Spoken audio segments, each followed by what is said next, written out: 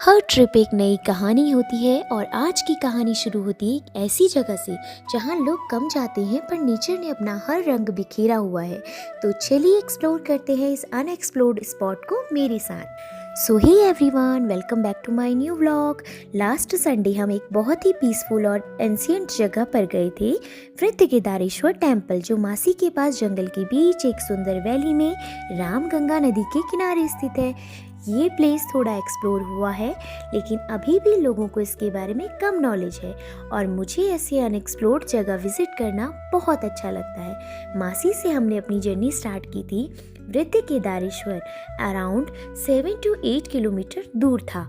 एक ब्रिज तक हम गाड़ी से गए और वहाँ पर हमने अपनी गाड़ी पार्क करी और वहाँ से हम 1 किलोमीटर अप्रॉक्स पैदल गए। रास्ता इतना सेरन था ना फ्रेंड्स कि चारों तरफ ग्रीनरी, बर्ड्स की आवाज़ और ठंडी हवा एकदम रिफ्रेशिंग फील हो रही थी।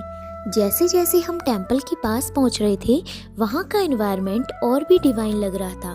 टेंपल एक छोटी सी पहाड़ी के बेस पे नीचे वैली में रामगंगा नदी के किनारे स्थित है।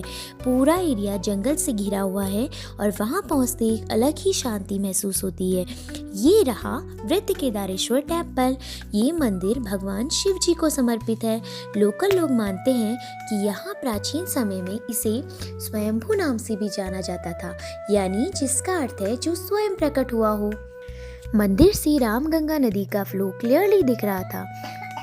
पानी की आवाज और टेंपल की घंटी मिलकर एक डिवाइन फील दे रहे थे। इतना सुकून था वहाँ कि कुछ देर हम बस चुपचाप बैठे रहे। दर्शन के बाद हम थोड़ा यहाँ बैठ गए थे। नदी के किनारे बैठकर हवा का फील और वहाँ की वाइब इतनी काम थी कि मन ही नहीं कर रहा था फ्रेंड्स कि वापस आए।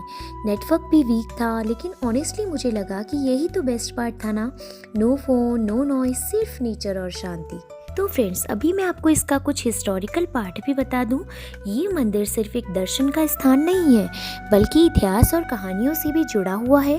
कहा जाता है कि इस वैली के किनारे पर जितने भी पिलग्रिम होते थे वो अपना हॉलीडे लेते थे, यानी कोई भी अपनी तीर्थ यात्रा स्टार्ट करने से पहले या उसके अंत में वो यहाँ पर आकर एक हॉलीडे लेते थे, जिससे उनकी यात्रा कंप्लीट मानी जाती थी।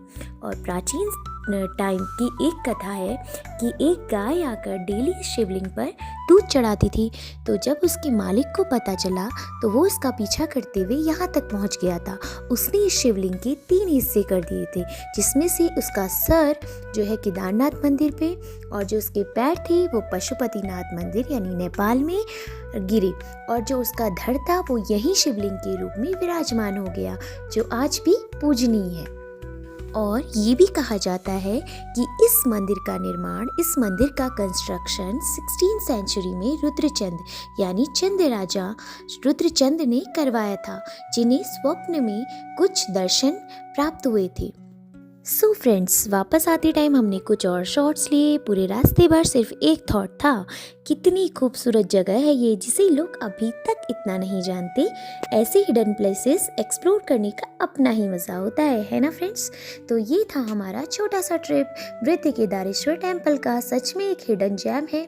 मासी के पास जंगल के बीच वैली में रामगंगा के किनारे स्थित ये मंदिर एकदम डिवाइन फील देता है। अगर आप कभी मासी आएँ तो यहाँ ज़रूर विजिट करें। एक बार आने के बाद मन यहीं अटक जाता है और लिटरली आपका मन नहीं करेगा कि आप वापस जाएं।